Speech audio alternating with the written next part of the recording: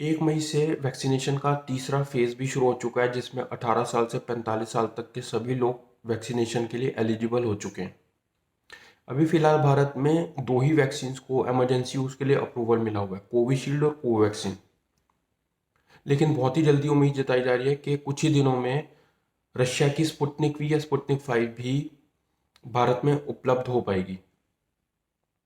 कुछ लोगों के मन में अब ये सवाल आ रहा है कि कौन सी वैक्सीन ज़्यादा बेहतर है, कोविशील्ड या कोवैक्सीन? कौन सी वैक्सीन लगवाई जाए?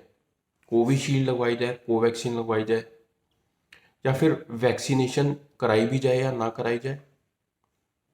तो इस वीडियो में हम इसी पे बात करने वाले हैं कि कोविशील्ड और कोवैक्सीन में क्या डिफरेंसेस हैं, क्या सिमिलैरिटीज़ हैं, और आखिर वैक्सीनेशन की इतनी ज़्यादा ज़रूरत क्यों है, क्यों हर एक नागरिक को वैक्सीनेशन ज़रूर लगवानी चाहिए। तो आइए शुरू करते हैं। कोविशील्ड और कोवैक्सीन दोनों ही होम ग्रोन वैक्सीन है, दोनों का उत्पादन भारत में हो रहा है। लेकिन कोवैक्सीन पूरी तरह से इंडिजिनस वैक्सीन है।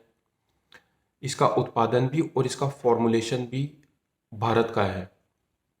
भारत बायोटेक नाम की company National Institute of Virology और ICMR Indian Council of Medical Research के साथ मिलके इस वैक्सीन को बना रही है। वहीं दूसरी तरफ कोविशील्ड वैक्सीन का फॉर्मुलेशन ऑक्सफोर्ड यूनिवर्सिटी और एस्ट्राजेनेका कंपनी द्वारा किया गया है, लेकिन उसका भी उत्पादन भारत में हो रहा है, जो serum institute of India Pune कर रही है। अब कोविशील्ड के बारे में ये कहा जाता है कि बाहर के देशों में भी, कई देशों में इस वैक्सीन का नाम है क्योंकि इसका फॉर्मुलेशन जो है ऑक्सफोर्ड यूनिवर्सिटी और एस्ट्राजेनेका का है। वहीं दूसरी तरफ कोवैक्सीन के बारे में कहा जा रहा है कि ये दूसरे म्यूटेंट्स या नए स्ट्रेन्स के ऊपर इसके काफ़ी अच्छे प्रभाव हैं, ये काफ़ी इफ़ेक्टिव है। दोनों ही वैक्सीन्स को बनाने के तरीके और टेक्नोलॉजीज बिल्कुल अलग हैं। कोवैक्सीन को बनाने का तरीका एक टेक्नोलॉजी पे आधारित है जिसका नाम है होल विरियन इनएक्टिवेटेड वीरो सेल डिराइव्ड टेक्नोलॉजी। इस टेक्नोलॉजी में एक कोरोना वायरस को इनएक्टिवेट कर दिया जाता है, उसको मार दिया जाता है। उसके बाद इस इनएक्टिवेटेड या डेड वायरस को शरीर में इंजेक्ट किया जाता है। ये इनएक्टिवेटेड वायरस इम्यून सिस्टम को जाके ट्रिगर करता है ताकि ज़्यादा से ज़्यादा एंटीबॉडीज बना सके। जहाँ कोरोना वायरस शरीर को बीमार कर देता है, वहीं ये इनएक्टिवेटेड वायरस बिल्कुल सेफ है क्योंकि ये अपने आप को रेप्लिकेट नहीं कर सकता। ये इनएक्टिवेटेड वायरस शरीर की मदद करता है ताकि ज़्यादा से ज़्यादा एंटीबॉडीज़ बना सके जो कोरोना वायरस से लड़ने में सक्षम हो। वहीं दूसरी तरफ कोविशील्ड को बनाने का तरीका एक वायरल वेक्टर प्लेटफॉर्म पे आधारित है। इसमें एक चिंपैंजी के एडिनो वायरस को मॉडिफाई कर दिया जाता है ताकि जेनोम सीक्वेंसिंग की मदद से कोरोना वायरस के स्पाइक प्रोटीन को शरीर में ले जा सके। जब एडिनो वायरस और स्पाइक प्रोटीन शरीर में जाते हैं तो वो इम्यून सिस्टम को ट्रिगर करते हैं कि वो ज़्यादा से ज़्यादा एंटीबॉडीज़ बना सकें। अगर बात करें डोजेस की, तो दोनों ही वैक्सीन्स में दो दो डोजेस देने की ज़रूरत है। कोवैक्सीन में दोनों डोजेस के बीच में जो गैप है, जो इंटरवल है, वो 4 से 6 हफ्ते का होना चाहिए। वहीं कोविशील्ड के केस में पहले ये गैप 6 से 8 हफ्ते का था, जो कुछ दिन पहले बढ़ा के 12 से 16 हफ्ते का कर दिया गया है। अगर बात करें एफिकेसी की, तो कोविशील्ड के केस में एफिकेसी 70% बताई जा रही है। वहीं कोवैक्सीन के केस में ये एफिकेसी 81% बताई गई है। एफिकेसी का मतलब होता है कि मान लीजिए 100 लोगों को वैक्सीन लगाई गई है, तो ज़रूरी नहीं है कि सब में एंटीबॉडीज़ बन जाएं। अगर 100 में से 80 लोगों में एंटीबॉडीज़ बनी है तो इसका मतलब है एफिकेसी रेट जो है वो 80% है। लेकिन इसका ये मतलब भी बिल्कुल नहीं है कि बाकी के 20 लोगों में बिल्कुल एंटीबॉडीज नहीं बन पाई। ये जो फिगर्स होती हैं, जो परसेंटेजेस होती हैं, ये अलग अलग टाइम में जो अलग अलग एक्सपेरिमेंट्स होते हैं उनकी मदद से ली जाती हैं। एक और चीज़ ये पाई गई है कोवैक्सीन के केस में कि इसमें मोर्टेलिटी रेट जो है या जो सिवियरिटी के केसेस हैं जो वो 100% तक कम हो जाते हैं।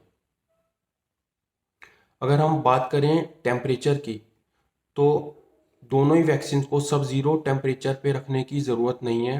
2 डिग्री से 8 डिग्री का टेम्परेचर दोनों ही वैक्सीन के लिए बिल्कुल सेफ है। अगर बात करें पार्टिसिपेंट्स इन द ट्रायल की, मतलब जो लोग इन वैक्सीन के ट्रायल में शामिल हुए हैं आज तक, तो कोविशील्ड के केस में ये पाया गया है कि जो भी लोग कोविशील्ड के ट्रायल में शामिल थे वो यूके, साउथ अफ्रीका या ब्राज़ील के थे। वहीं जितने भी लोग कोवैक्सीन के ट्रायल में शामिल हुए थे वो सारे भारतीय थे। ये आज तक का सबसे बड़ा वैक्सीन ट्रायल माना जा रहा है। आप मान लीजिए कि कोवैक्सीन एक भारतीय मूवी की तरह है, एक भारतीय फिल्म की तरह है जिसमें कोई भी फॉरेन लोकेशन नहीं है। अब बात करें अगर साइड इफ़ेक्ट्स की, तो दोनों ही वैक्सीन्स को लगाने के बाद कुछ साइड इफ़ेक्ट्स पाए गए हैं। अपर आर्म में जहाँ पे वैक्सीन लगाई जाती है वहाँ पे थोड़ी सी दर्द या थोड़ी सी सूजन या शरीर में थोड़ा सा बुखार आना, हल्की सी सिर दर्द, वॉमिटिंग, डायरिया, ऐसे छोटे छोटे थोड़े बहुत साइड इफ़ेक्ट्स पाए गए हैं। कोविशील्ड के केस में तो यूरोपियन देशों में यह पाया गया था कि कुछ ब्लड क्लॉटिंग के मामले भी सामने आए थे, इसीलिए इसको वहाँ पे बैन कर दिया गया था। लेकिन अब फिर कुछ समय पहले इसका प्रयोग यूरोपियन देशों में शुरू हो चुका है। कोवैक्सीन के केस में ऐसा कोई भी साइड इफ़ेक्ट्स सामने नहीं आया है। इसकी एक ये भी वजह हो सकती है कि ये बहुत ही कम क्वांटिटी में वहाँ पे यूरोपियन देशों में इसका प्रयोग होता है और इसका प्रोडक्शन वगैरह बहुत कम है। जब भी कोई नया वैक्सीन बनता है तब ये नहीं पता लग पाता कि वो नए स्ट्रेन और म्यूटेंट्स पे कैसा असर करेगा, चाहे वो यूके का वेरिएंट हो या ब्राज़ील का हो, साउथ अफ्रीकन हो या डबल म्यूटेंट स्ट्रेन हो। इन सब पे नए वैक्सीन का क्या असर होगा ये नहीं पता लगता। कुछ समय पहले अमेरिका के सबसे बड़े डॉक्टर एंथनी फोसे ने ये कहा था कि Covaxin double mutant variant B1617 को न्यूट्रलाइज करने में पूरी तरह से सक्षम है। मगर इंडियन स्ट्रेन पे दोनों ही वैक्सीन्स, कोविशील्ड और कोवैक्सीन, एक जैसा असर करती हैं।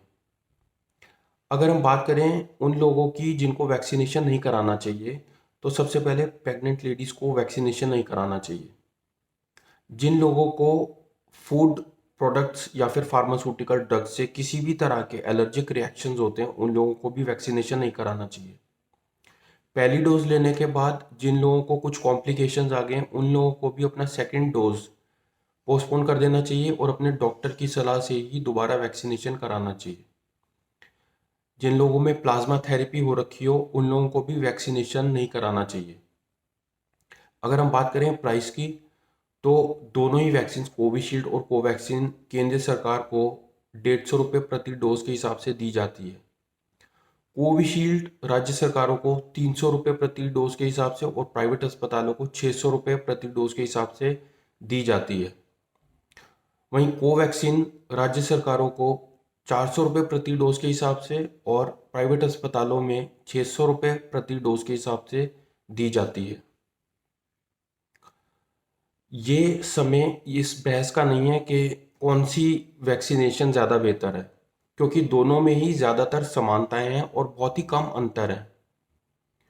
दोनों ही वैक्सीन्स कोविशील्ड और कोवैक्सीन इस वायरस पे पूरी तरह से लड़ने में सक्षम है। अब हमें वैक्सीनेशन क्यों कराना चाहिए? क्योंकि ये हमारी नैतिकता भी बनती है कि हम अपने आप को बचाएं। हम अपने आप को नहीं जब तक बचाएंगे, अपने आप को वैक्सीनेशन नहीं कराएंगे, उसके बाद हम अपने परिवार वालों को नहीं बचा पाएंगे। तो सबसे पहले हमें अपने आप को बचाना चाहिए ताकि हमारे आसपास के लोग, हमारे परिवार वाले सुरक्षित रहें। जब तक हम और हमारे परिवार वाले सुरक्षित नहीं होंगे, हमारा देश सुरक्षित नहीं रह पाएगा। इसीलिए ये ना देख के कौन सा वैक्सीनेशन कराना चाहिए, हमें जो भी वैक्सीन मिले, चाहे कोविशील्ड हो चाहे कोवैक्सीन हो, हमें जल्दी ही वो वैक्सीन लगवा लेना चाहिए और अपने आप को सुरक्षित कर लेना चाहिए। धन्यवाद।